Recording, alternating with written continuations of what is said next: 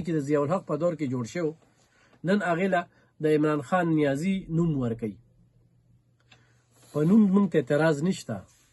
په نوم موږ ته اعتراض نشته خو موږ دا وایو چې یو بل زبردست سټیډیم جوړ کړي او په هغې باندې د عمران خان نوم والي ولې چې هغه یو انټرنیشنل کلاړي دی ورلډ کپ یې د مله ګټلی دی په کرکټ کې موږ ستایو په سوشل ورک کې موږ ستایو په سیاست کې د ستاینې په دې نه چې سیاست کې هر څه بګاړ کړل شایستګي ختم کړه په تقریرونو کې ډاکو او یو څو بل څو دغه قوم هم لګیا دی صرف کنځلې دلیل خو سره شته دی نو کنځلې خو په سوشل ورک کې نو په کار دا چې هغه سره چې نور هم څونه سپورټسمینان دي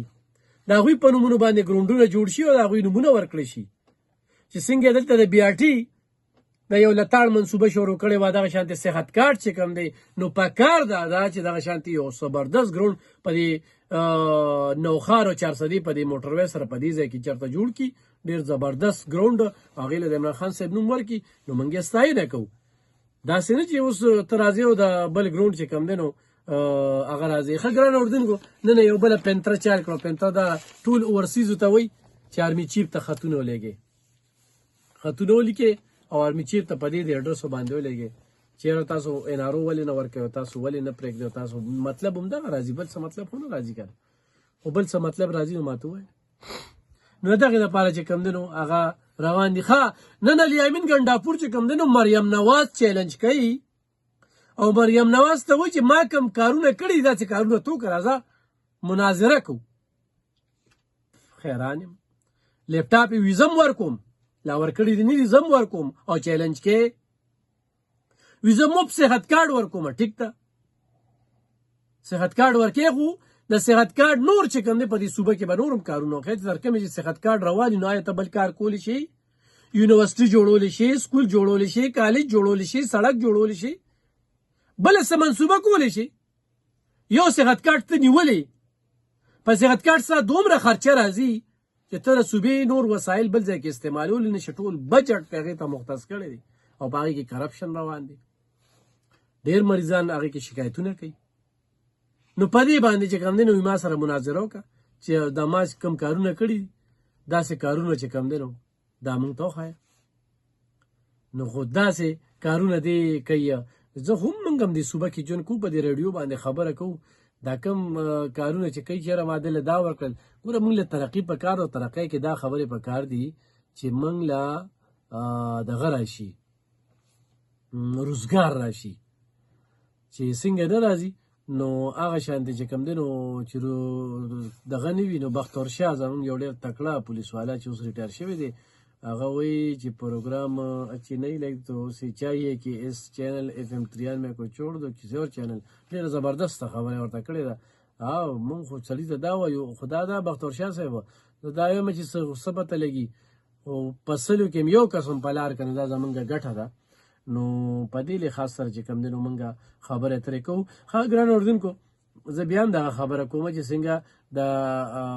پاک پوج پسې د دوی کومې ملانډې روانې کړي د دوی په کوم قسم چې کوم دی نو دغه یې کړی دی د دوی په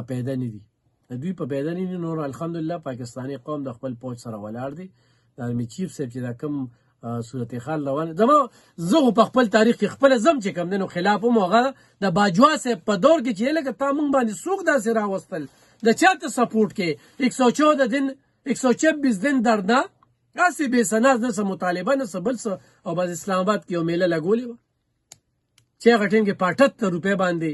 پټرول و په 600 روپۍ باندې د وړو بورۍ وه او دوی چې کوم دی نو یو میپل او ډنګ ډونګ او بس ګډاګانې او دغه څیزونه لګېدلي خط پرې بسته کړه د PS په هغه ما ګل ماشومان هغه مړه شو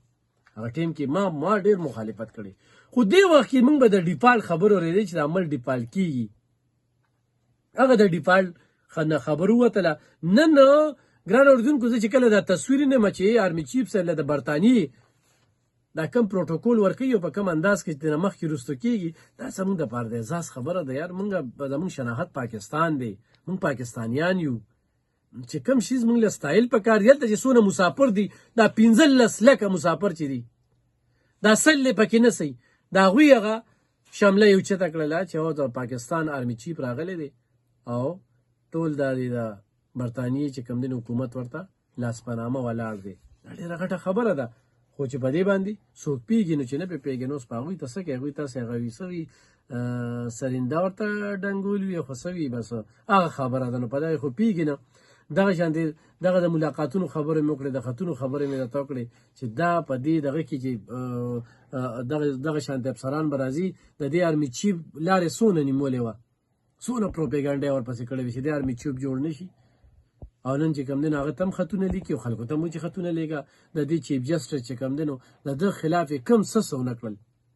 نن چې کوم دی نو هغوی سره په کم مخ وکېنه یار زه یو سړي سره مې نه لګي بس نه مې لګي که دا اصول څه شو